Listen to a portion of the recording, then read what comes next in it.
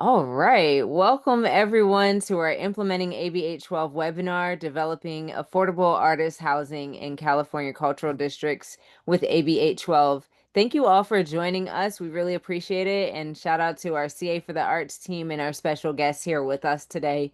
Earlier, you heard me mention Jenica. Thank you, Jenica, and Tracy from CA for the Arts, who are here to also help do this webinar. We can go to the next slide. First, I'm going to introduce myself, and then we welcome you all to also introduce yourselves in the chat. So my name is Nefesha Yisrael. I'm the Director of Programs here at California for the Arts, and I am on Yokut's land here in Central Valley in Fresno. Um, Again, please introduce yourselves in the chat, acknowledge your indigenous land where you reside, and if you'd like to share links for folks in the chat to connect with you or learn more about your work, then please do that. And as you heard at the top of this hour, the event is being recorded, and the recording, the slides, and all resources will be shared with registrants. So again, the recording and the slides and all the resources will be shared with you all. We can go ahead to that next slide there. All right. We're going to go over some community agreements, sort of webinar guidelines more so. Um, the questions are welcome, but we ask because we're going to be tracking questions throughout this time in the webinar, but we'll also be saving those questions and thinking about them in the future and maybe utilizing those questions to support others that may not have been able to make the webinars. But we ask that you put them in the Q&A feature. You'll see the Q&A feature at the bottom of your screen. If you're on your computer, you'll see it where there's a bar.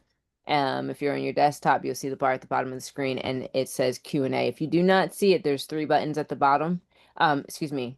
There is a circle with three dots in the middle that says more. You might want to go there and you might see that Q&A. Thank you, Jenica, for that. So you see the Q&A feature there. The comments, please put in the chat, as I see many of you all are doing, sharing your name and land acknowledgement. And then if you need closed captioning, you'll see that on your screen where you see the CC for closed captioning, show captions, and that little up arrow will help you to view or adjust your caption settings. So you can do that if you need the closed captioning. All right, let's go to that next screen there. All right, a few more Zoom tips. While we're speaking, while speakers are speaking, if you would like to see your screen in a different view, you can hit view and do side by side, either speaker or gallery. We will be spotlighting speakers, so you'll be able to see the speakers throughout the time. For example, I will spotlight myself. So you see me if you have that side by side speaker view. And then you can hover over your cursor over the vertical gray line there, and you can extend it out and make your screen bigger, which you'll see where it's a yellow circle at the bottom or the right side screen here on the screen here. And we can go to that next slide. Excellent. Thank you. And a little bit about our organization and our fun picture that we took at the summit this year. I love this picture. So, CA for the Arts was founded in 2007, CA Arts Advocates 1996. So, CA Arts Advocates, some of you may know, is our 501c4, where we do our comprehensive lobbying. And then we have our C3, CA for the Arts, which is our statewide programming services and advocacy networks. Many of you probably have been involved in to some capacity with both organizations. And so we wanted to just make sure that you understood the two organizations, that they're two sister organizations working together.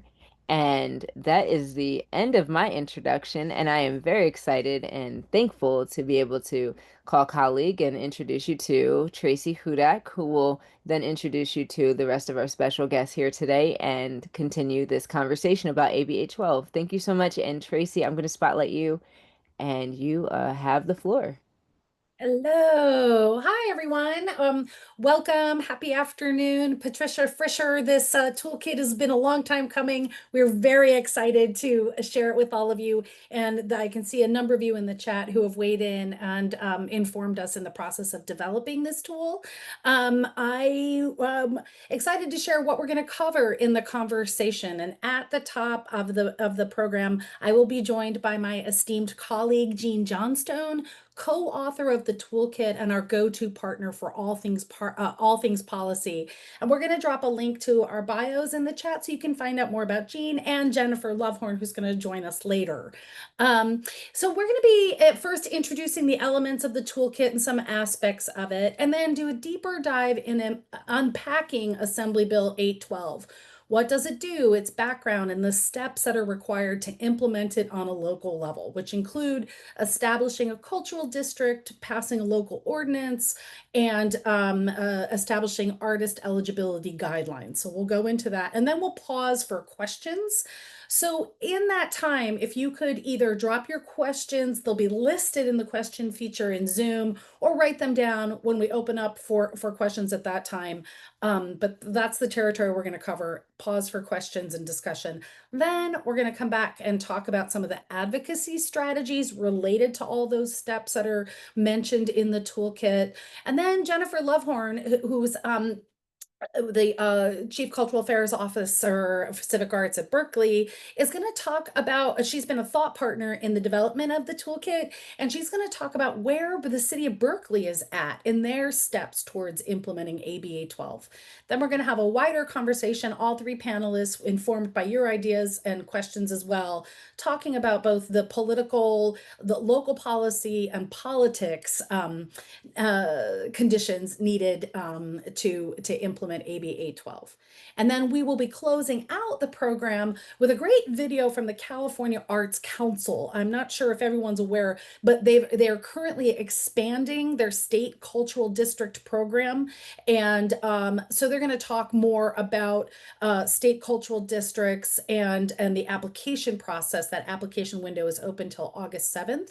But the video is a little longer than our program. The first 10 minutes of it are really great information for both thinking about establishing a local or a state district, and then they go into more detail on the application process. So we'll fire that up at the end of the show. Next slide, please. So welcome to the California Assembly Bill Implementation Toolkit. And we're going to drop a link to the toolkit in the chat. You should have been emailed it or had access to it earlier. But if you want to have it open and be referencing it, we are not going to go into all the details within the toolkit. We really just want to spend this time with you covering some of the crucial concepts, and also gathering your questions, because your questions will help us in improving this toolkit and information gathering as we learn more about this law. And next slide, please. And this is a brand new law. There's no city or county who has tried to implement it yet. So we're all learning as we go. This is a snapshot of the contents page of the toolkit, so you kind of know what's in there. And just as a reference, the underlined text, those are all hyperlinks. So in the contents list, you can jump to those pages within the toolkits. Underlined red text or red boxes link to related resources. There is a glossary of terms, which I think will grow over time, because we will be doing other iterations of this toolkit as we learn housing policy vocabulary. And AB 812, the toolkit is really designed for advocates and arts leaders who want to make affordable housing available to artists in their communities, and give them the means and some tools for partnering with implementers, with local government, city, community development professionals, private and public housing developers, etc. Next slide.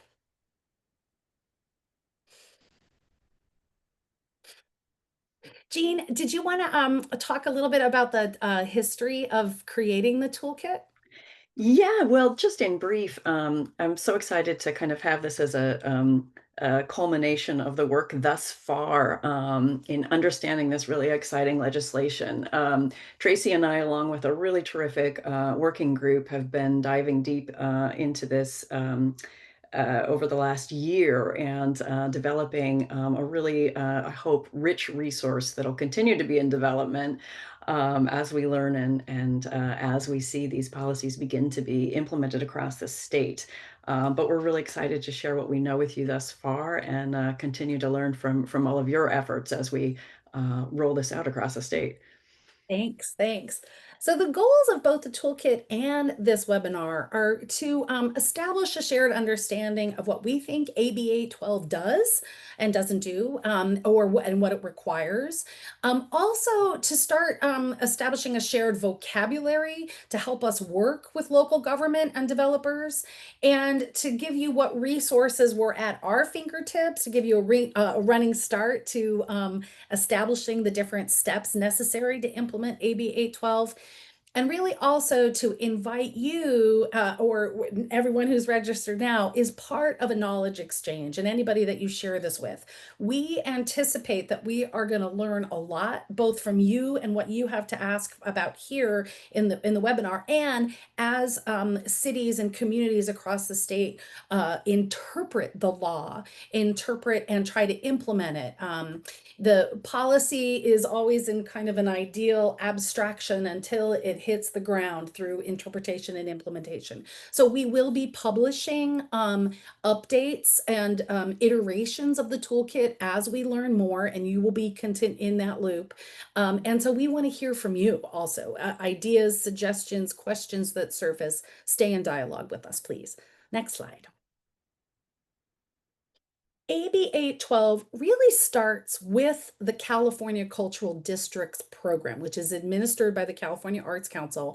The program was established in 2017 by designating 14 districts across the state as a 5-year pilot program. In 2022, California lawmakers toured those 14 cultural districts to understand the impacts and value of the program. One of the themes they heard repeatedly was that as districts improved their communities, rising property values were pushing artists out of the cultural hubs they helped to create. Assemblymember Tasha Berner from San Diego and her team developed AB 812 as a tool to help arts communities work with their local governments to make affordable housing more easily available to eligible artists who live in either a locally designated cultural district or near a state designated cultural districts. And we'll get into the technicality of that. California Arts Advocates, our lobbying organization, sponsored AB 812. We helped in the development of the bill language and in its passage in 2023. And then I'd love to turn the mic back to Jean so she can give us a deeper dive into AB 812. Next slide. All right. So what does AB 812 actually do? We're going to go into the bill text momentarily, but what it really does is streamline and clarify how cities across the state of California can reserve or create artist housing in cultural districts. It gives them a state-sanctioned and legally defensible process, and essentially streamlines this. It's giving local governments the authority to set up to 10% of affordable housing units for eligible artists and cultural workers in these housing developments. They need to be located within a cultural district or within a half-mile of a state designated cultural district. So there's some real specific criteria about it, but within those criteria, it allows us to create this artist housing more seamlessly. All right, let's take a look at this legislation itself, okay? We'll see that next slide. All right, terrific. So it opens up with background summary. The first piece of this acknowledges the state designated cultural districts program and how those are set up within the state of California. It also acknowledges the planning and zoning laws that impose various requirements on cities and counties regarding their housing developments. And then it builds on that to say that this bill, which is now law, authorizes a city or county that requires, as a condition of approval, that a certain percentage of units in a residential development be affordable housing. And that's an agreement between a city and a developer about that 10% of those required affordable housing units can be for artists in these specific, within these specific criteria.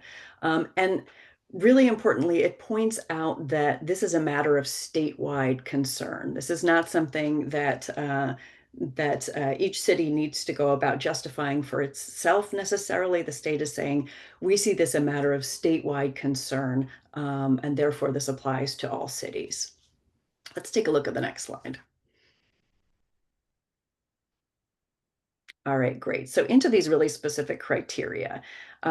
First, you've got to have your housing units, development of affordable housing.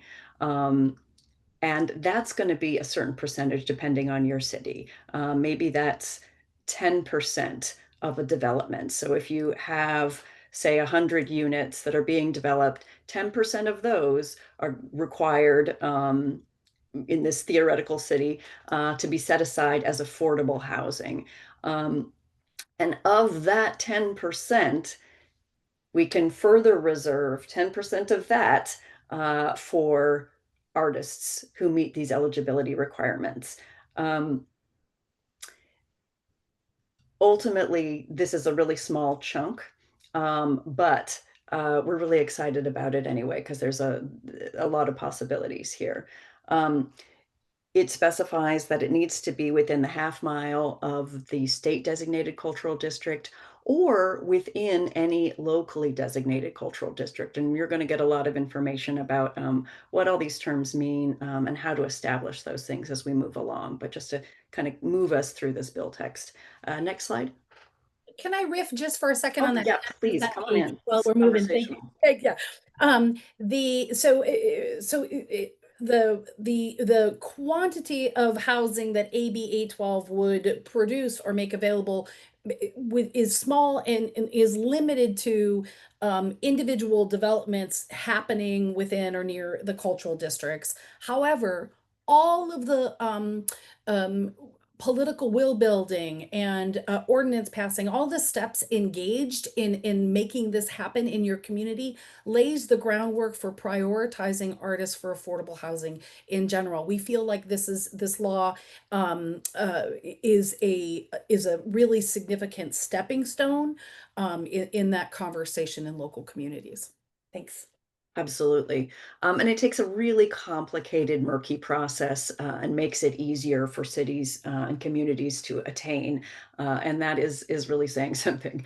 But it also has to meet these other criteria, right? A city will have to create an ordinance that does these three things. It has to be consistent with the Local Tenant Preferences to Prevent Displacement Act, and we'll talk about that and what that means a little bit later. It needs to have a provision that prohibits any existing tenants from being evicted in favor of an artist, and it needs to contain what they call a fair and comprehensive vetting process. That is for the initial and annual income verification, right? You have to be able to show that you are eligible for affordable housing. And artist status verification. So a city has to, in order to build this housing in this way, create an ordinance that does these three things. Next slide. So the toolkit covers the local policy steps needed to meet those two conditions of the law, establishing cultural district and an ordinance. And we provide insights and resources for establishing cultural districts and discuss what to include in an ordinance and best practices for creating artist eligibility guidelines. But establishing a cultural district, passing an ordinance, all require political support, action, votes. So the toolkit also provides strategies and case-making resources to build political will for all those steps. Next slide. First, cultural districts. Cultural districts are a designated area within a city or region that is known for its concentration of cultural assets. That could be arts venues, historic sites, unique community spaces, etc. They foster artistic and economic activity, celebrate local identity, or provide gathering spaces for the community. They often serve as a hub for creative industries, tourism, and community engagement. And they generally involve a partnership between arts leaders and local government, etc. You can create a cultural district through two mechanisms, passing an ordinance or a resolution. Ordinances are law, permanent changes to local rules written into city or county codes. They require being sponsored by an elected official and being voted on. Resolutions are also voted on, but they're more like statements or directives or declarations. They can lay out procedures and priorities, but they can also be easily undone. But both are sufficient, and we provide point you to resources, existing examples in the toolkit. We could have our own toolkit on establishing cultural districts. There's a lot more to share there and a lot more to learn, but we touch on it. This is what we touch on. There's also zoning. Zoning can overlay an overlay zone or specific area zone can set regulations so to meet certain goals. Like for example, if you want to establish an entertainment goal, you might have to change regulations in terms of noise or late night the hours of activities, or you want light industrial zoning in order to support artistic production and have some forms of artistic production eligible within a particular zoning, or even looking at tax increment financing or some financing mechanisms. So again, we need to unpack this further, but just some things to give you enough vocabulary to start a conversation with community development folks in terms of some solutions and ideas. Next slide. The California Arts Council's Cultural District Program, the state district program, as we said, was set in 2017 with the establishment of 14 districts. The program is currently expanding, accepting applications through August 7th. And again, the video that we'll show later will provide really good background, good information for both the setting up, if you a local or a state district, and more information on the current application process. And every year, Californians for the Arts and California Arts Advocates, we advocate for funding for the Cultural District Program. That's its own story in terms of it hasn't really been significantly funded by the state. But what we find is that California lawmakers get really excited about cultural districts in their districts. They're looking for solutions for revitalizing, stimulating economic activity, celebrating the pride they feel for their place. And so we are really excited about the expansion of the program and getting more of California lawmakers invested in it as well. Next slide.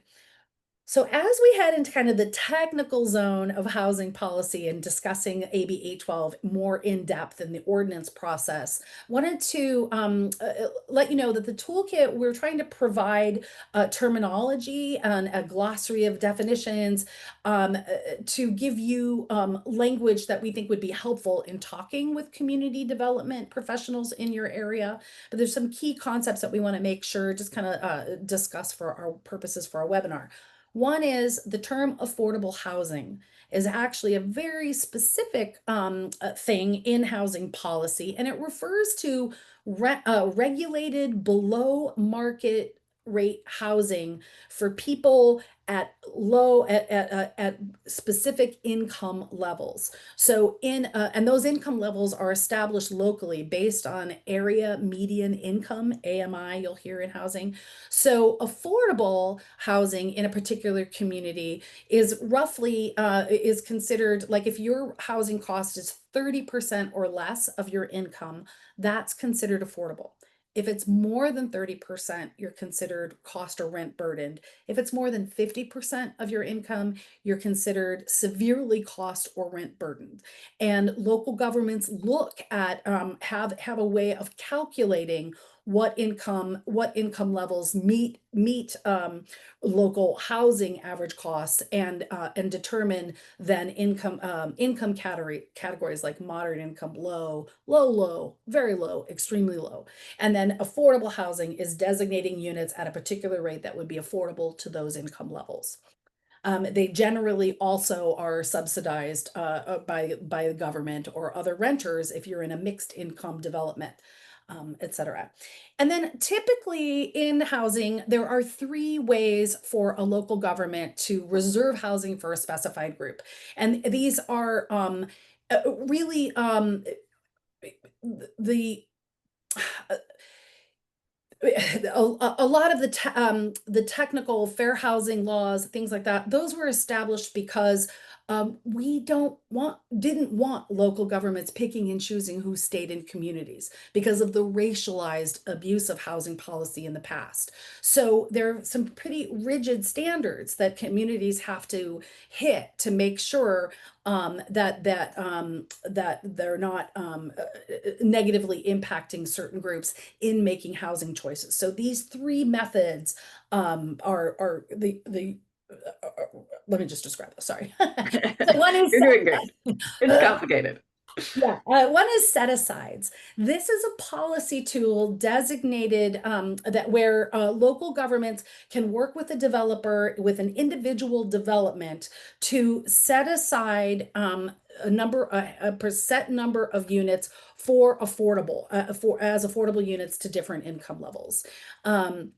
And you can specify different groups in set aside, like artists, and that gets worked out in a development agreement for each development. Set asides typically don't require formal housing review, but they must be aligned with state and federal housing laws. And set asides are generally not eligible for state or federal funding. And then workforce housing, you'll hear that's also a priority in local communities. This is a category of housing for middle income workers like teachers, nurses, firefighters who may not qualify for low income housing, but still struggle to afford market rate housing, which we know is an issue now across the nation, but especially in California.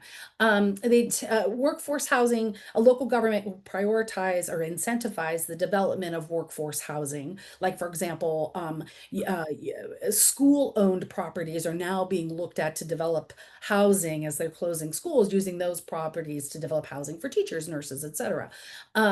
It generally those projects aren't government subsidized, nor do tenants receive direct rental assistance. However, any designated workforce housing still needs to be justified and aligned with state and federal housing laws. Local governments can use set aside or workforce housing priorities to give artists access to affordable housing anywhere. It doesn't have to be in cultural districts. And at the city of Berkeley, Jennifer will show when enumerates in their housing policy that artists are considered, like teachers, eligible for workforce housing projects. A tenant preference ordinance is a local law that gives certain groups priority when applying for affordable housing units, i.e. veterans, houseless, etc. They are established if a local government finds that a group is especially at risk of displacement and needs priority access to affordable housing more broadly across a region.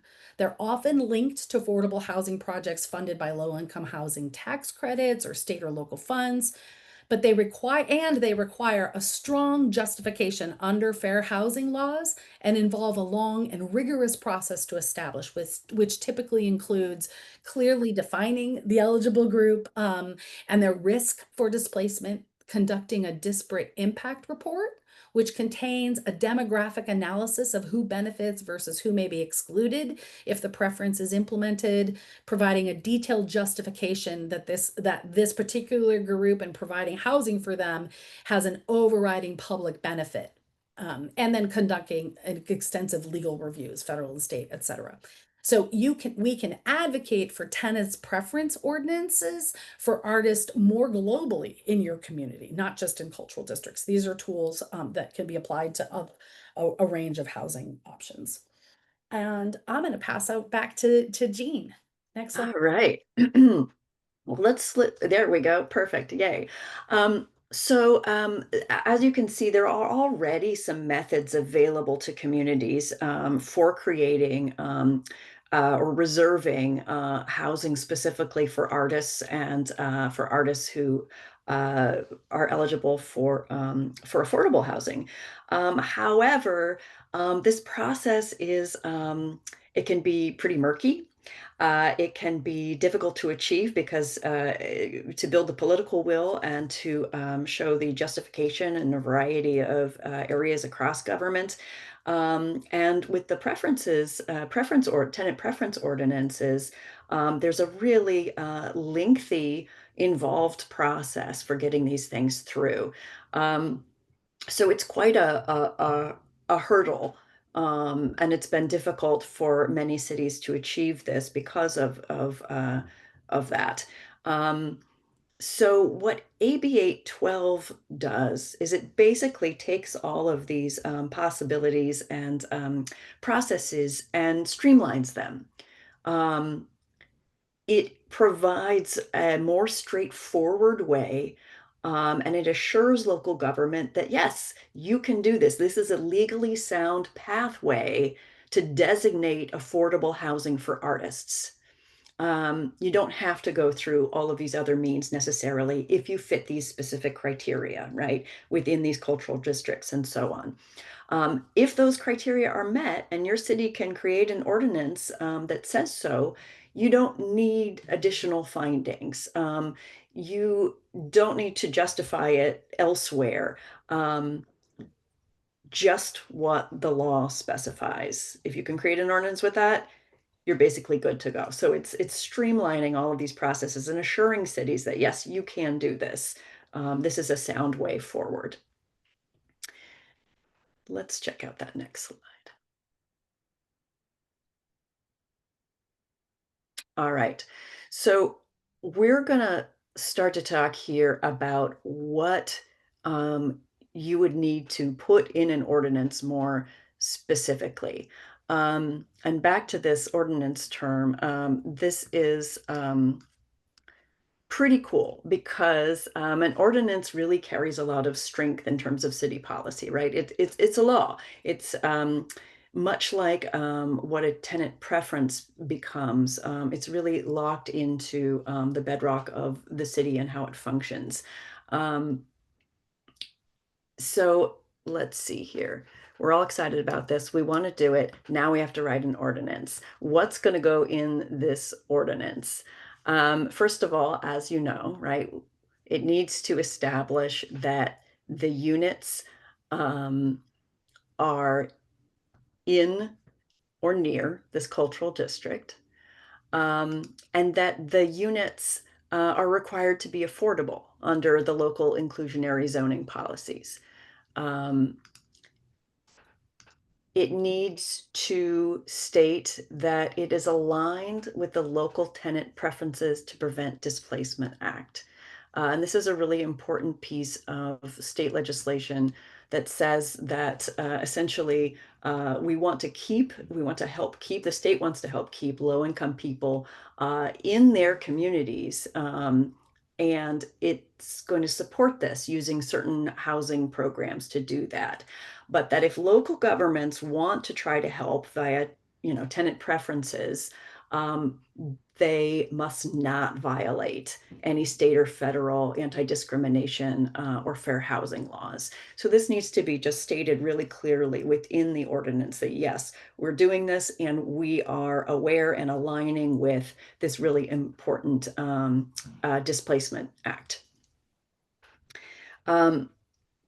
It needs to include a line about or a provision regarding existing tenants, and that they cannot be evicted in favor of an artist. So a unit needs to, come up empty or be, freshly built, and it can go through this process, and an artist who is eligible can then move into it. But no existing tenant can be evicted in favor of an artist.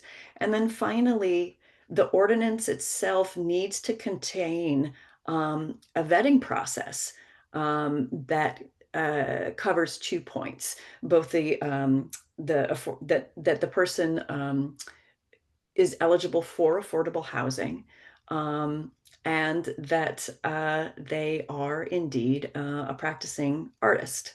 So the ordinance needs to contain language about what this vetting process is going to look like. It needs to be fair, and justifiable. So your staff and attorneys from your local government will need to establish this actual definitions and ordinance language, but we hope that the toolkit will give everyone enough to kind of initially go on in order to get this up and going. Right, uh, what is an artist? Who qualifies? How do we do that? We're going to talk about that in the next couple of slides. Let's go on ahead. All right, so I hit on this a little bit already. The artist eligibility is two parts, right? The first is income verification, and this is a pretty known quantity. Artist applicants have to meet the income limits set by the government based on the local median income. And the process is the same as it is for any applicant. In applying for a unit, an artist would provide the qualifying income qualifying documents, the property manager, just like everybody else, basically. Nothing different there. But I do want to note that California law prohibits discrimination based on the source of income. And this is important, I think, particularly for artists who maybe receive income from a variety of sources, gig work, grants, etc., and who can't so easily just sort of hand over proof that yes, I'm employed and I have this level of income month to month.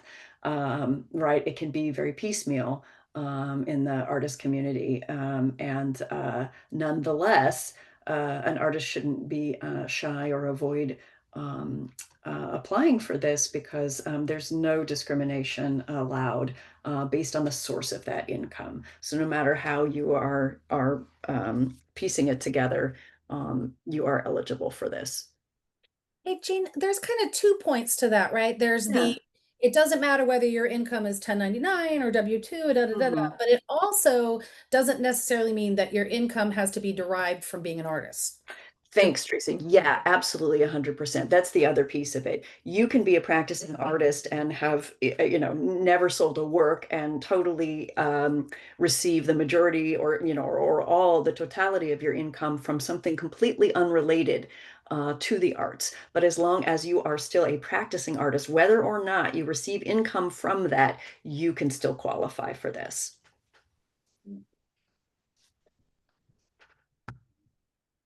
And that comes into play in the next slide, please. As we look at how we might verify someone as an artist.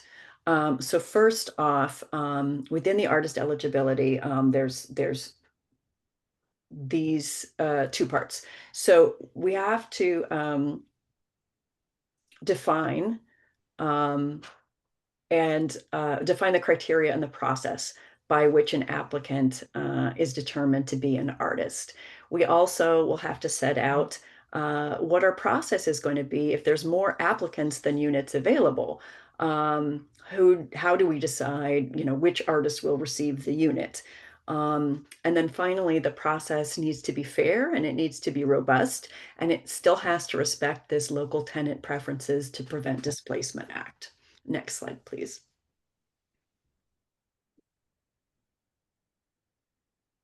So AB 812 helps us out a lot here because it goes ahead and it defines an artist for us. Um, it defines an artist as the creator of any work of visual, graphic, or performing art of any media, including but not limited to painting, drawing, sculpture, print, craft, photograph, film, or performance. So they give us a definition, and yes, it is very broad. Um, and as you can see, they say, including but not limited to. So in your own ordinance, when you're creating an ordinance for your city, and you want to further define this, just be sure to use, our advice is to use a really inclusive and broad definition of artists to include as many artistic pursuits and cultural traditions as possible in keeping with the intent of this legislation. Um, Again, applicants do not need to derive their income from the arts to be eligible, right? Your income can be from a different source and many different sources. Um, and Determining artist eligibility could include things like demonstrating consistent participation in a creative art through participation in the field, um, and you want to make sure that the required application materials are understandable to folks. What is it? Is it a resume that describes the art experience or their education? Is it samples of recent work? And so on. Your city can decide that and write that up within their ordinance.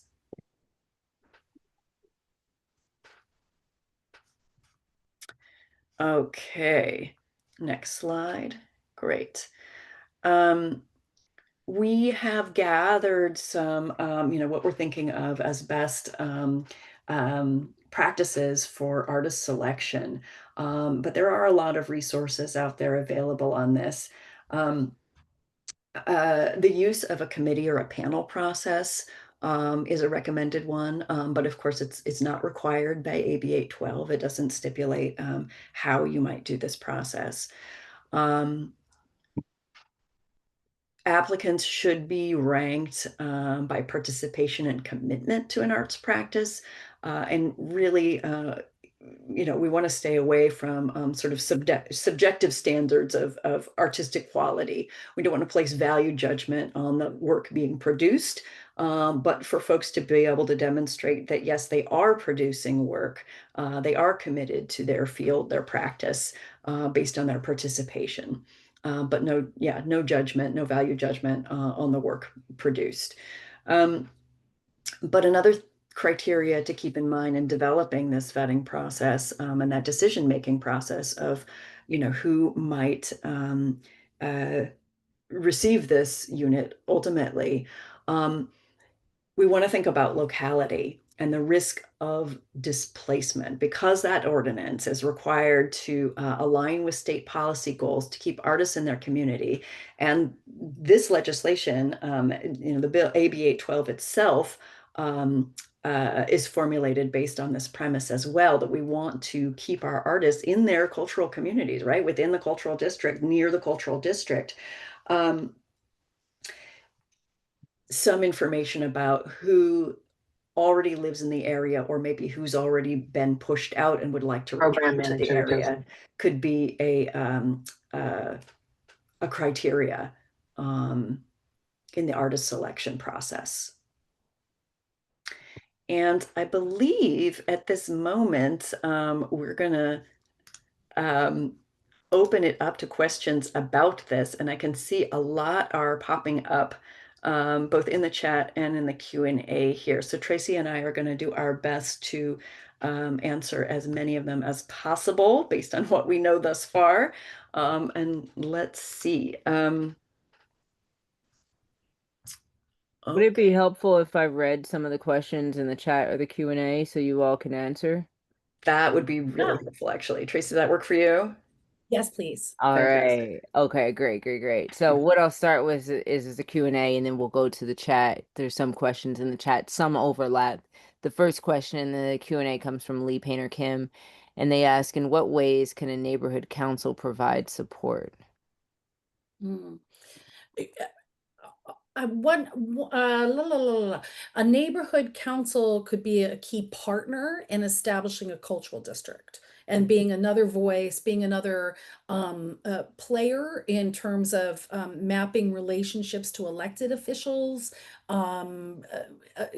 aligning the cultural, the possible artist, the need for artist housing with other localized goals in that district. I think those are really great great relationships, because you do want to come into this with partnerships as well. Does anybody else have any other ideas about neighborhood councils and how they can help? You can drop them in the chat, Mhm. and we'll flag those. We'll keep an eye on that.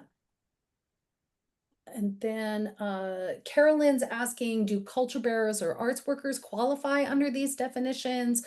Theater lighting, museum workers, cultural teachers, um, and some questions about AB 812 supporting home ownership. And that kind of relates to Sarah's question in the chat as well in terms of cultural workers.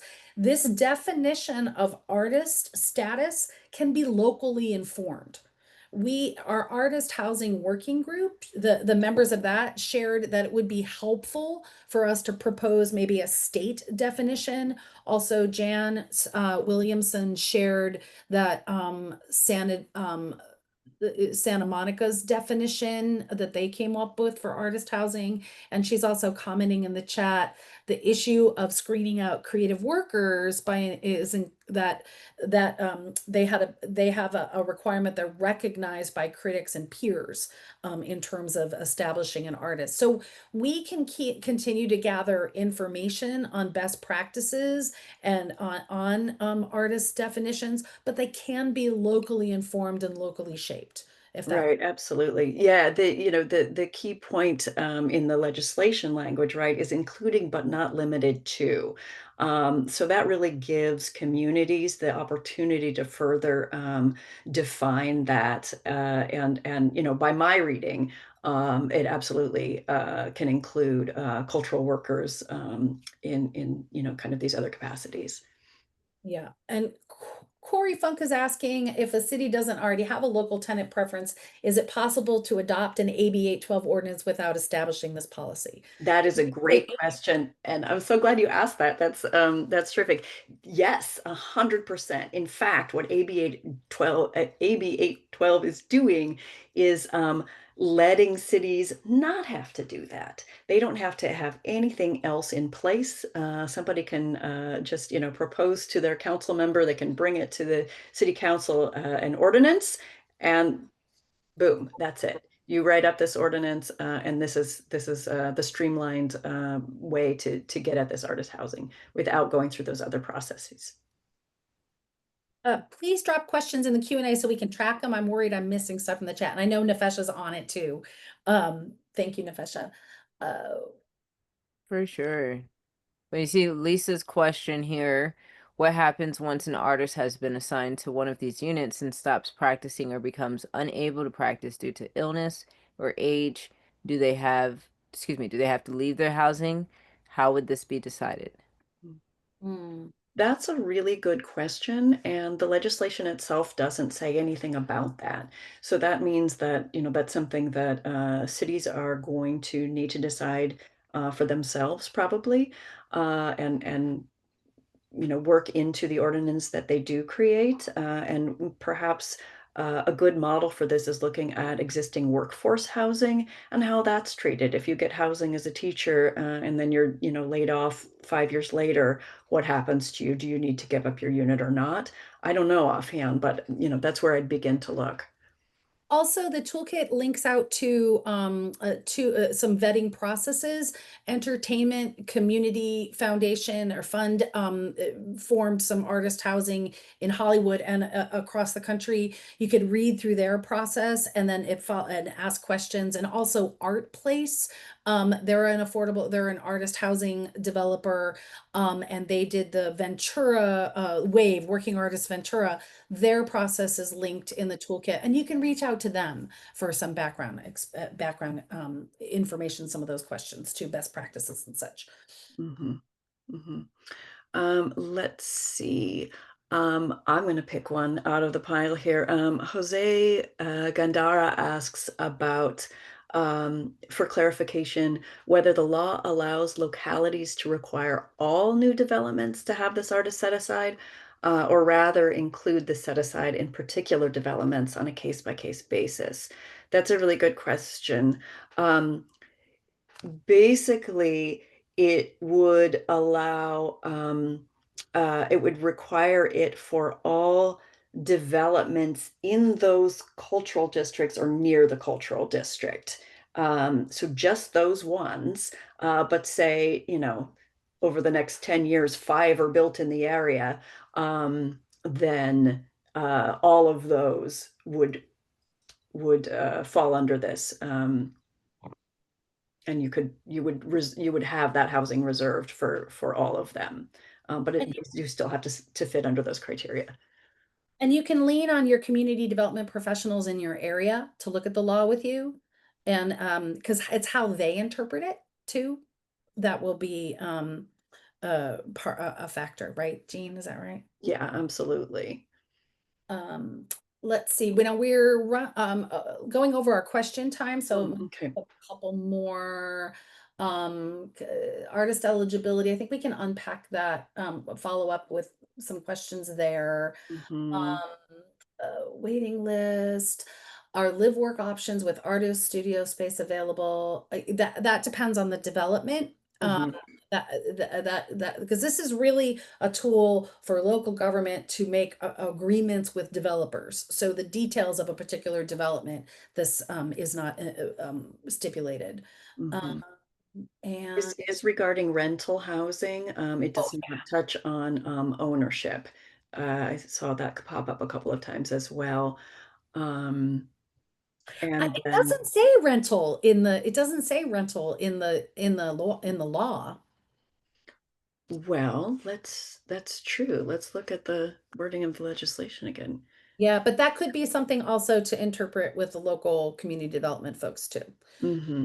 There are a couple folks that asked both an email about grants, credits, to spur artist housing, incentives. Um, I don't know of any yet. If anybody else knows of some, and can link them in the chat, that would be great. But I don't know of any particular incentives, but I do know like Working Artists Ventura, you can check in with Art Place or other of housing, artist housing developers and find out what their mechanisms are. They sometimes use different types of tax credits, called lasagna financing, like having LEED standard architecture and to get those tax credits, and then having units for houseless families and things like that, like pull from number of different tax credits. So um, the developing of artist housing itself is its own topic. Um, and Jan is asking anything in the ordinance to include in the construction design studio workspace for the housing. Regular apartments are not suitable for many artists. Really, this is an interesting factor, and folks who are thinking about developing artists for housing for artists come up against the per square footage cost. In terms of trying to provide live workspace versus just living space. In our findings, like the field survey, et cetera, folks need workspace, et cetera, but they also need affordable housing. So it really depends on the conditions locally, what the developer is able to provide. ABA 12 is agnostic in terms of the housing type is my read. And Jean's going to come back to us and if she thinks what we understand applies to home ownership. But those are some artist housing issues. Yeah, absolutely. No, I think you're right about that. The thing about, to go back to the bit about funding, this is really, this has got to be, AB 812 relies on local agreements with developers. If you are using federal or state funding and for affordable housing, then we get into tenant preference territory. And that's a broader category. It's something that the city could absolutely do. But this is really focused on this one kind of housing. Um, so a lot of the existing resources at the state and federal level, if your city wants to use those specifically for artist housing, then you kind of get over into this tenant preference policy area, which is, takes a little bit more work, but I'm hopeful that, AB 812 may kind of help smooth that process a little bit more, but it does not apply to that at this point. I think it also, when we open up for our larger discussion and with Jennifer, it'd be interesting to hear, Jennifer, if you've got any additions to our answers or other insights, because you're on the ground working on it with city staff and attorneys and such. So we're getting over our time for Ooh. questions. So I'd like to jump back into the presentation, and then so that we can get to Jennifer and discussion and hopefully revisit some of the questions that you all brought up. So I'm going to breeze through some of the advocacy resources within the toolkit. If you let's go ahead and just advance the slide. And thank you, Jenica, for your support with this. So first, it's really critical to identify local champions and partners. Again, you're going to need votes, literally, for ordinance and cultural districts, etc. So developing relationships with elected officials, understanding, depending on how many folks sit on your council, how many votes you're going to get. So how many relationships do you really have to cultivate? And develop a stake in this with. We also really recommend building relationships with city or county staff. They can really help us see what's possible from the point of view of planning and development policy, what the lanes are. They also might be not helpful, might feel might be I don't have a good sentence for that. If so, having the relationship with the county elected officials is really important to also spur staff if you don't have partners within staff. And then potential champions include community foundations, neighborhood councils, your business improvement districts, your chambers of commerce, etc. And also, of course, arts commissions or even planning commissions and other commissions as well. And grassroots strategy, it's also really important to educate the public and increase public will and support through letters to the editors, digital campaigns, press events, collective taking action, letter writing, making public comment, etc. Next slide. Um, and also you can look to existing local policy to see if artists are already established as a priority. Like if your community has a cultural plan, does it identify that access to affordable housing is an issue? Is the creative economy identified as an important sector in terms of economic strategy? And economic development strategy? And if so, can you make the case that retaining artists is aligned with that strategy? Have you conducted an artist survey or census that identifies housing as a key challenge? That's really important to have that data. And also look to your land use plans, the general plan, which is essentially the constitution of your local community for what the priorities are in terms of land use and development, and the housing element within that general plan, which lays out over the near term what the housing needs are and how the city is going to meet them. Does your housing element identify workforce housing as a priority? Can you establish artists as workforce in that policy, as the city of Berkeley has? Next slide. And Troy, okay, I see the hand is down. Okay, cool. Troy, if you have a question, feel free to drop it in the thing. The other real critical piece, and somebody asked about low income housing tax credits in the chat. Artists are specified as being eligible for low income housing in the federal tax code. The code is quoted there to the right, and you'll notice it speaks backwards. So I'm not even going to try to explain the code, but it does enumerate that people,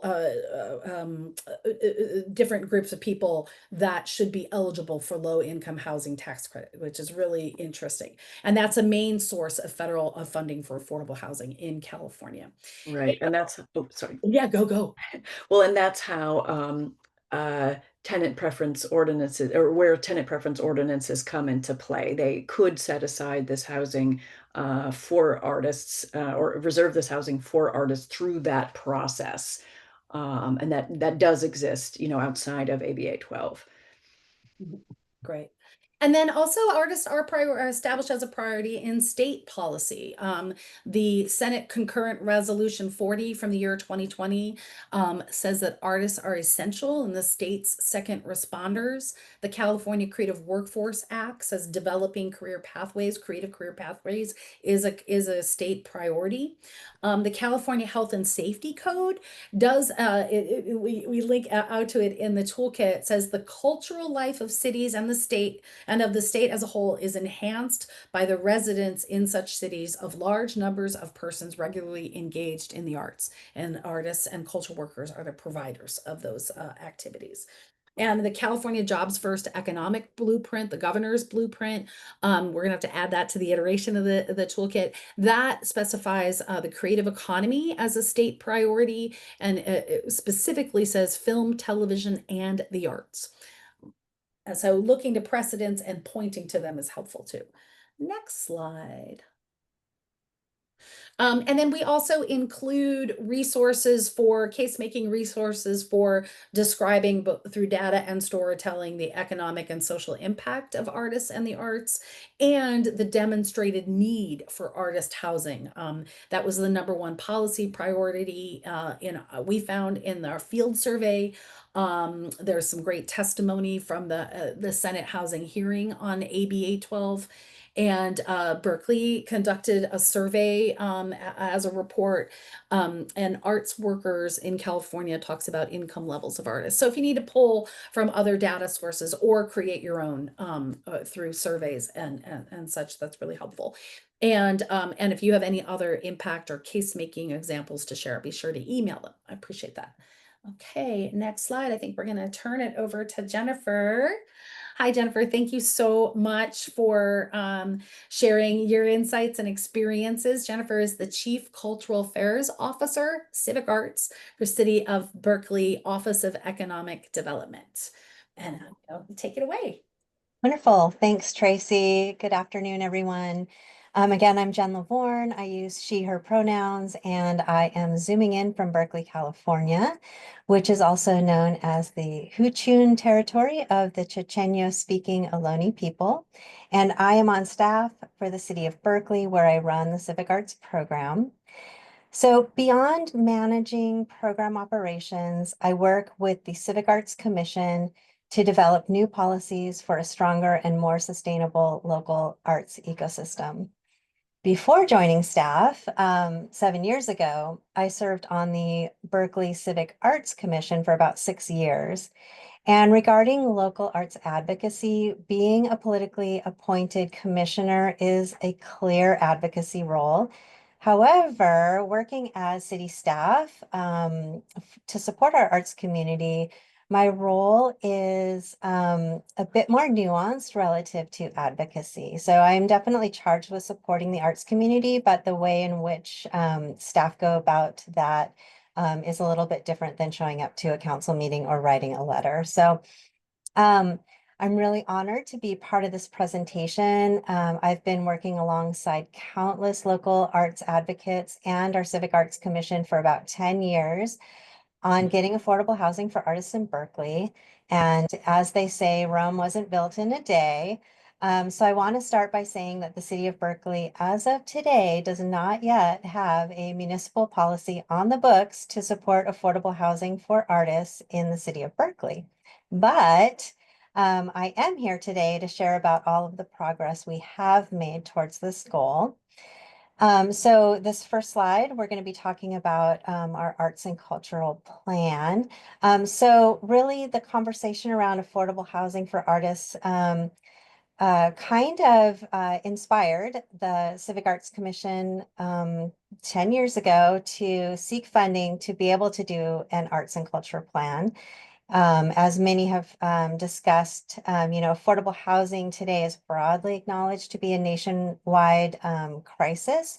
But 10 years ago, when the Civic Arts Commission started work on the arts and culture plan, the economy was doing great and rents were just starting to rise above what most artists could afford. And we were starting to see artists leave Berkeley for more affordable cities like Vallejo. Excuse me just a sec. Oh, sorry, go back to the cultural plan one. Um, so through a 2-year-long cultural planning process, we had a lot of community meetings and focus group meetings with artists throughout the city. And these conversations made it clear that affordable housing for artists and affordable spaces for arts organizations was a top priority. So the Arts and Culture Plan that was adopted by City Council in 2018 had as its #1 goal to increase access to affordable housing and affordable spaces, both for artists and arts organizations. So I just want to tie this back to the political will slides that Tracy presented and emphasize the importance of a planning process with the community. This really helps build momentum. And crucially, the plan should be taken to City Council for approval.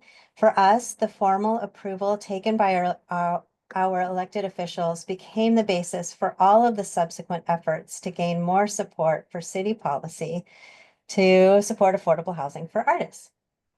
So let's see. So yes, next slide now.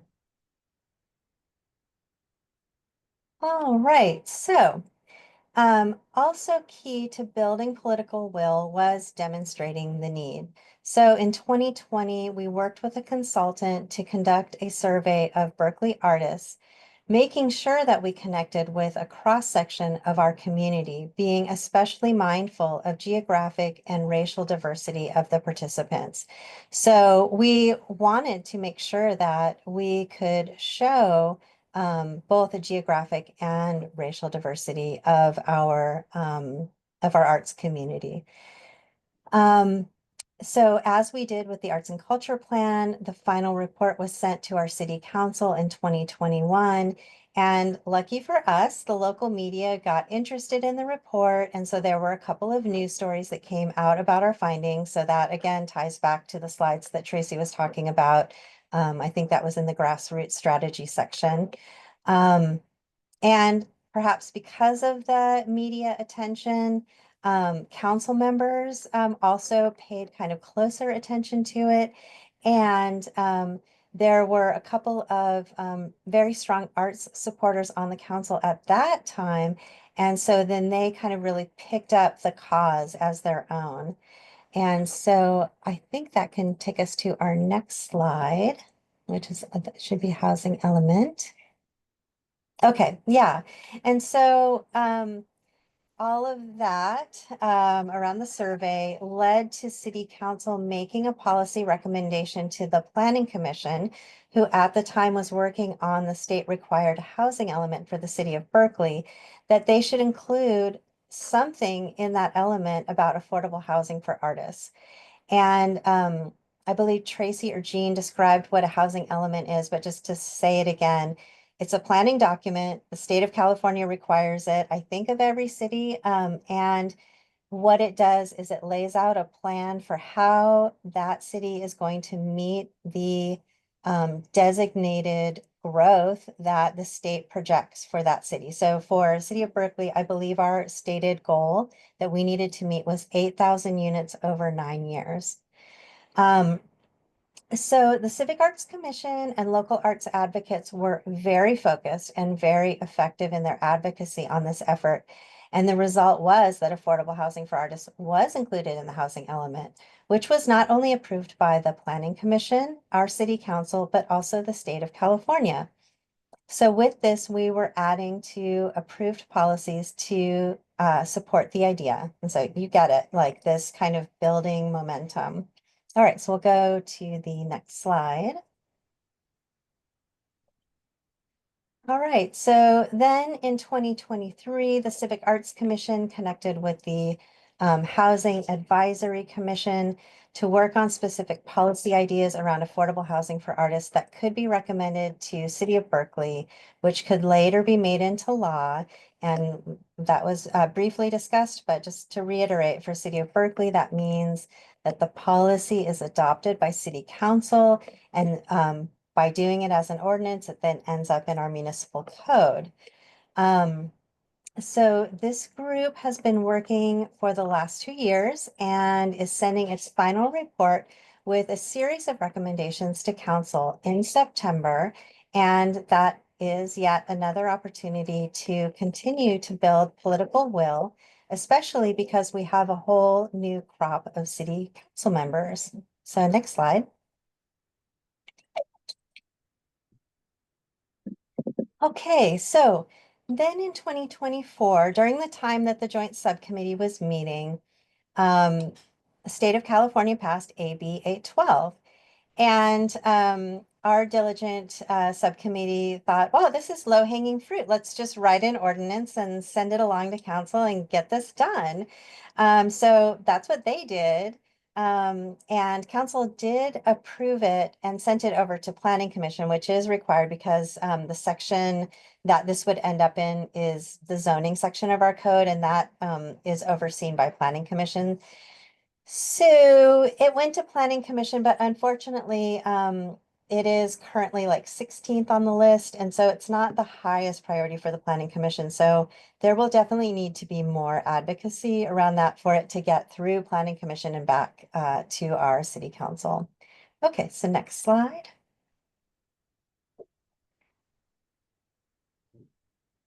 All right, and so for my last slide, because the benefits of AB 812 are tied to cultural districts, I wanted to share that the city of Berkeley currently has 2 locally designated cultural districts. And I think you all have seen in the language that AB 812, if you're able to get your local ordinance and you only have locally designated cultural districts, that is fine. It means within those boundaries, the law would apply. If you get state designation, then that grows, I think, by half a mile in all directions. So for City of Berkeley, we have the Downtown Arts District, which was established by zoning change as an arts overlay in 2012. We also have the Black Arts and Culture District, which was designated by council resolution in 2024.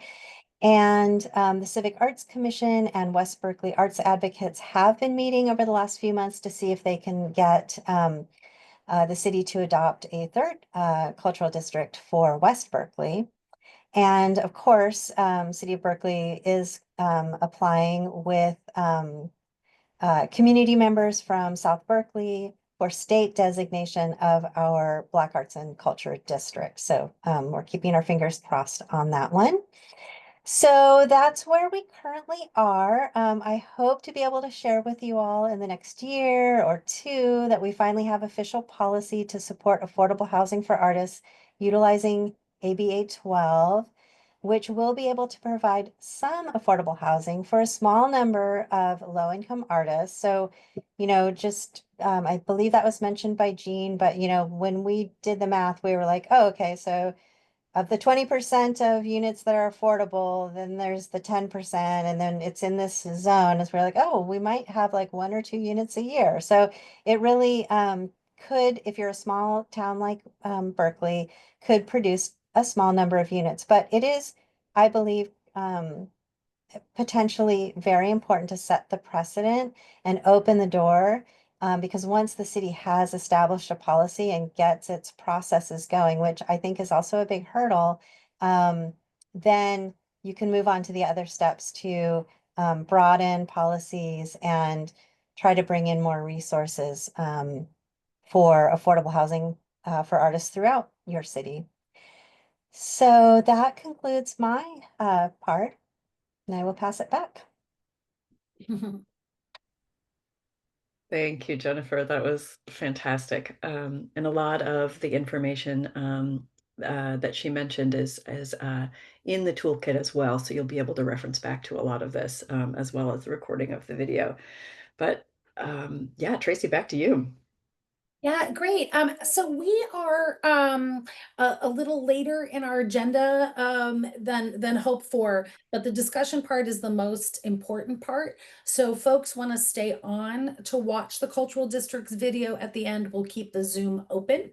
And just want to see, I think I addressed the questions that were in the Q&A. So yeah, let's just, Jennifer, can you share with us some of your key takeaways that you think would be useful to advocates to be thinking about in terms of the steps you've taken so far and where you're headed?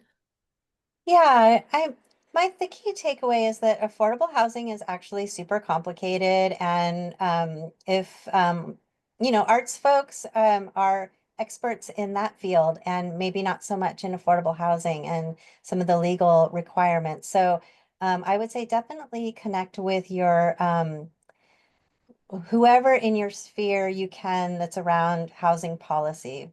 For me, it's like working internally with our housing staff to understand what the laws are.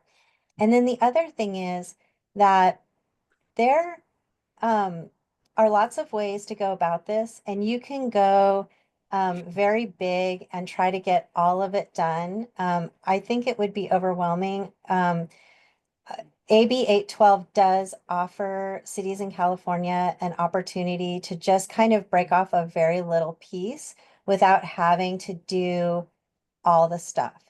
Um, Somebody was asking about grants and funding to build affordable housing for artists. That's when you get into that world, you're going to start to need to get into the more complicated things. So Jean had mentioned the disparate impact study. So if you want to access state funds and federal funds, then you are going to start to have these studies in place and stronger policies more broadly. But my understanding currently from our city housing folks is that just for this little AB 812 part of it, the mechanism that it's allowing is this set aside mechanism. And so that means you can do it without having to do your disparate income analysis, or sorry, not disparate income, disparate impact analysis. So I don't know from just personal perspective, because these things, already for us have taken 10 years. Like I would love to have a win for our city just to put some more wind under our sails. So I actually am not currently interested in doing the disparate impact study right now. I'd rather have a win first and then like maybe use that as justification. Like, oh, we have this win. Like now let's try to get the resources together to hire a consultant to do the disparate impact study. So funding is required to do that, right? And it takes about a year. So it's not fast. Communities can also work with private developers who specialize in developing artist housing. And if establishing in local policy, this is a priority, we want these projects, that helps a city along in approving them and partnering. And I know locally here, our city lent some money towards the development of Working Artists Ventura. So also partnering with private housing developers is a way to go. Yeah, go ahead, Jennifer. Yeah. Yeah, I mean, I just want to add on that the city of Berkeley does have a couple of affordable housing for artists buildings that were built for different reasons through different development agreements. But they're not mandated by the city, and they're kind of a little bit more managed internally. And so I don't know. I think that the Civic Arts Commission has been interested in kind of a more comprehensive citywide policy because I think it's more, from my perspective, more effective to get a citywide policy going rather than trying to do it building by building. Because if you're doing it building by building, like, wow, how slow is that? So, Right. Yeah. Anything to add there, Jean? No, not at all. Just nodding along. Yeah. Yeah. It's actually interesting to hear Jen reflect on this. Okay, yes, I do have a thing. We were talking about how AB 812 really streamlines and smooths this process for cities in these specific circumstances, so that you need less of you have to go through less than you otherwise would.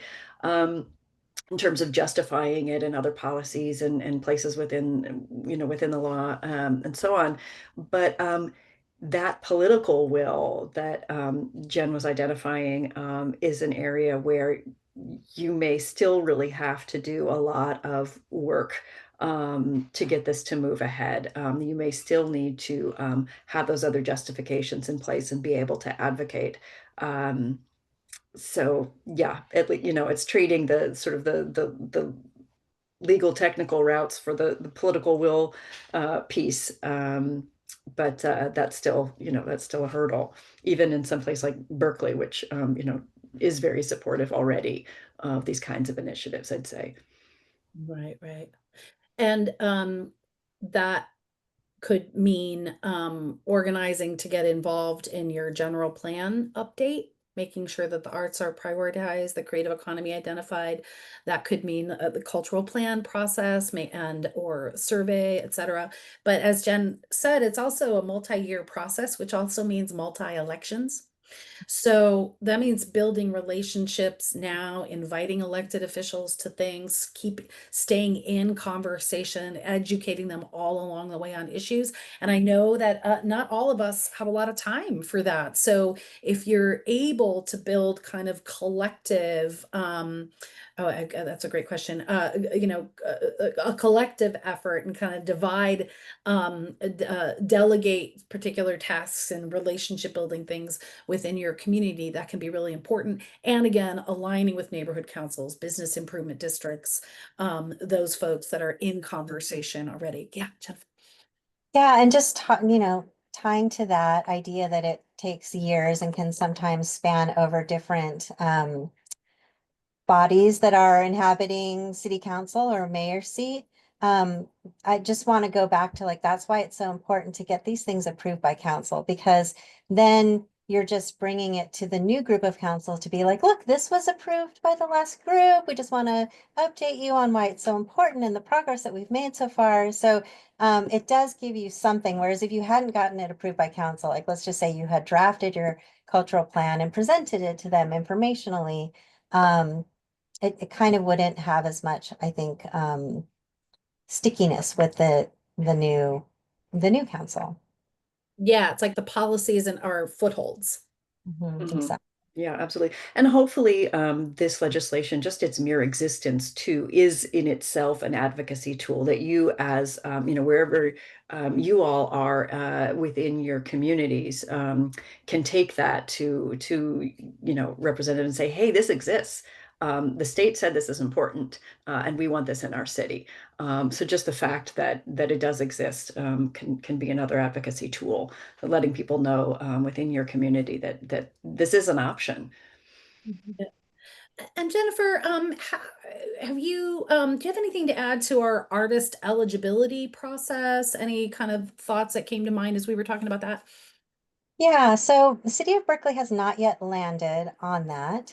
And the way that we've been, internal discussions have been that our hope is that the process itself does not end up in the ordinance, because then it's going to be locked in, but rather that the ordinance points to some outside guidelines, and guidelines can be passed by resolution. And so there's more flexibility to kind of be revising those as needed. And then with regard to a certification process, this is personal opinion, but I am not personally interested in um, and nor do we have the resources to be certifying people as an artist. And I feel like artists should be able to self identify as artists. And then if there is a panel process, then it's through demonstrating whatever that criteria is. And Jean had pointed to some potential best practices around that, like the involvement that they have in their practice. Then that can be used as a way to do scoring. And, we do a similar thing for our grants process where we set up criteria. We're able to work in cultural equity as a criteria that would be important for City of Berkeley. And then the other piece that somebody asked, and actually I believe it was one of our commissioners, because it's been a sticky thing that we've been thinking about. What happens if an artist stops making art? And where I am personally on that, and again, it's not policy, but I feel like once somebody, like if somebody went through a panel process and was given an affordable unit and then later didn't continue to make work, maybe aged out of their practice. Um, my personal opinion is I wouldn't want to evict them. And one of the things that's great about AB 812 and the fact that it doesn't have like a live work component to it, it literally is just providing housing for artists. So it kind of is less problematic, I guess, than say if you had a live work unit that was affordable where, you are then tying up kind of the studio portion of it if they're not using it. So I think that's something that City of Berkeley will want to give more thought to. And my current thinking around like, well, how do we provide workspaces for artists if they're not getting it in their affordable housing space? City of Berkeley currently has a huge problem with vacant storefronts. And new developments are often looking for good uses for the storefront level. So could that become a community resource where the artists in the building maybe have first dibs, and then if they age out of their practice or for some reason decide they don't want to be an artist anymore, then there could be some sort of competitive process like our grants process with criteria where artists could compete for highly subsidized workspace. And maybe it's for artists who would qualify for affordable housing. So like it would have an income qualification component. So I don't know. There's a lot of, I think, creative thinking that can go into this. But our commission has flagged this as an issue and we're all kind of engaged in thinking and talking about it. Great. Yeah. I see that Troy and Rick have their hands up, but I don't know how to allow them to speak in a webinar. So you might want to put your comment in the chat unless we can figure that out. I also wanted to share again the draft ordinance that Berkeley is working with currently. This is not adopted, but this is just an example for you all to like, if you've never seen an ordinance before, what is an ordinance? So, and hopefully this can be a resource for you. But again, it's just a draft and they're continuing to work on this. And the other, Troy or Rick, are you able to speak in the chat? I see your hands. I I am. Oh, thanks, Jenica. Thanks. Jenica's on it. Yeah, go for it. Okay. A long time ago, we created an ordinance in one of the industrial zones in West Berkeley that allowed live work artists, and we made an agreement with the manufacturers. We convinced them that they were like little industrialists, and they would not complain about forklifts in the street all night and saws going or whatever noise because they did this themselves. It worked for a long time, but then recently in the last few years developed, and we didn't make a really robust requirement for who was an artist. They just had to get a business license as an artist, and that was really about it. And that worked for a long time when housing wasn't so valuable. But now that it's so valuable, developers have started to come in and say that they're building live work artist housing, but they actually just build straight high-end condos and just tell the people, oh, go to the city, tell them you're a painter, pay $100 for a business license, and you're in. And so almost nobody in this new beautiful granite countertop, development are artists. So I just want to let you know that that's happening. And in certain circumstances, we definitely need more robust, either process to determine who are artists. But a lot of us in a subcommittee in Berkeley on this issue a while ago, we came to the conclusion that we could solve this by just saying, in that situation, in that zone, it had to be all nonprofit, that the nonprofits could build the housing for the artists, because that was originally the intention. That we understood that really most developers would not build housing for artists because artists typically, except the 0.01%, don't have enough for like high-end condos. And so we either thought people would get together, buy a building and make their own, or that a nonprofit developer would come in. And it seems like but now that regular developments want that space because they can make that's the golden egg for them, getting cheap property and I'm putting high. sorry, I'm sorry, Rick. I'm sorry to interrupt you because we're No, at time. yeah, And the topic that you're bringing up is really probably a wider advocacy for artist housing. Like some of these issues, like it's really great to, it's very helpful to hear from your perspective what's happening. I don't think we can address that at this in depth in the conversation here. So I hope sure. you sign up to stay and because I think we do need to have continue having conversations about artist housing.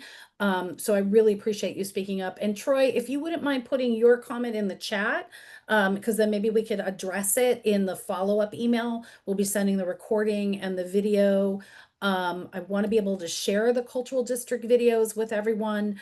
I want to thank Jennifer and Jean for your partnership, both on the toolkit and in this conversation and helping us further this knowledge. And thank everyone for being here and for being partners in this knowledge exchange. Your questions, what you see, what's happening on the ground, all of that is really important to us. So I hope you stay in dialogue. And Janica, if you wouldn't mind jumping back up to the slide presentation, and if folks can stick with us for the closeout, that's great. If you need to go, we totally understand. We'll be following up. Thank you. And thank you, Rick, for your comment. And sorry, Troy, to miss you. Thank you. So we just want to acknowledge the members of the Artist Housing Working Group, specialists dealing with safe and affordable development of artist housing and live workspace. All of these folks, they're linked out in the toolkit if you want to learn more about them. Next slide, please. And la-di-da. And then we also really want to encourage you to stay in touch.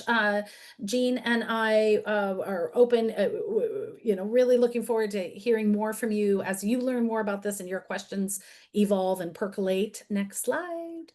And we are fueled by members. If you want this work to continue, advocacy work, developing of arts policies to support artists and culture workers, really encourage you to join and help us advance these policies. And then I'm going to take over sharing to share the video that the California Arts Council created for us. So they couldn't be here today. And this video has kind of an initial welcome from Danielle Brazel, the executive director. And I'm just going to share the first 7 minutes of Josie. I can share the whole thing. Well, actually, no, I'll share the first 7 minutes and we'll be emailing the video in its entirety. The latter portion of the video has more details on the application process, but we'll be sharing all of that. So I'm going to go. Hello, everyone. My name is Danielle Brazel. And they won't, Canva won't let me advance. Let me start from a particular place. Let me see if I can get this right for y'all. Sorry. And Danielle introduces Josie Miller. I'm just going to walk us through a brief slide deck here to give a quick overview of the culture. Hello, everyone. My name is Danielle. All right, let me get you there. Sorry, I'm struggling with Canva. My bad. So to start right off, when we talk about cultural districts, what exactly do we mean? And so the text that you see on screen is taken directly from the enabling legislation for this program. So a state designated cultural district is defined as a geographical area with a concentration of cultural facilities, creative enterprises, or arts venues that accomplishes one or more of the following outcomes. It attracts artists, creative entrepreneurs, and cultural enterprises. It encourages economic development and supports entrepreneurship in the creative community. It encourages the preservation and reuse of historic buildings and other culturally significant structures. It fosters local cultural development. It provides a focal point for celebrating and strengthening the unique cultural identity of the community, and/or it promotes opportunity without generating displacement or expanding inequality. So again, as you are in conversations with folks that are thinking about submitting a proposal, or you are thinking about submitting a proposal, this is really what we mean when we're talking about what a state designated cultural district is. So now on the screen, you see our 14 current cultural districts. Those that are in urban areas are indicated in the red boxes. In suburban areas, those are blue, and in our rural areas, those are in orange. And I will say it is very much the intention of our 2025 designation process to expand and complement this current cohort. As we see, there are many areas of the state that are not yet represented with state designated cultural districts. So we're very much wanting to make sure that this map is much more representative of the whole state of California through this 2025 designation program. In terms of cultural district typologies, all applicants will be asked to self-identify in two different categories, one in terms of their context typology and the other in terms of their focus typology. So as we saw on the last slide, we designate districts based on three different contexts geographically: urban, suburban, and rural, and also in terms of their focus. So applicants will be asked to identify either as cultural heritage districts or